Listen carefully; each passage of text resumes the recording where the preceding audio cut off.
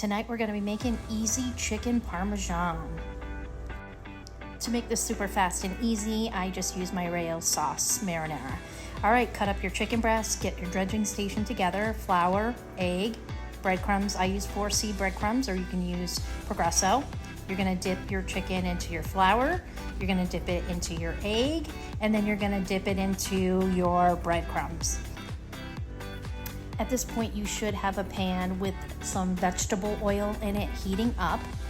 And then after you dredge your chicken, you're gonna place it in your pan and you're gonna fry it for about 4 minutes each side.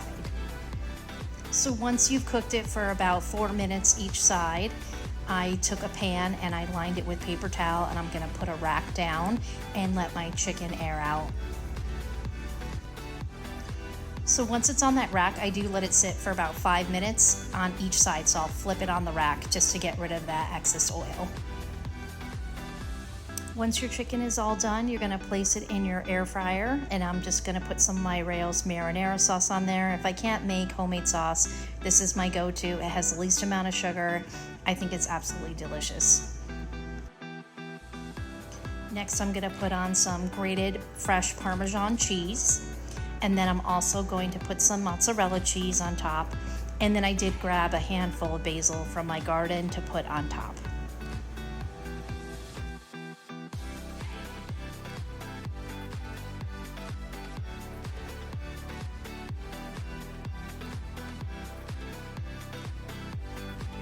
Next, I'm gonna set my air fryer temperature 325 for about 9 minutes. I will check on it like at the 5-minute mark just to make sure that it doesn't get overcooked.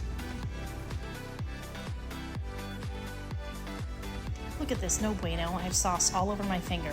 Anyhow, you should have your pasta boiling and cooking while that's in your air fryer.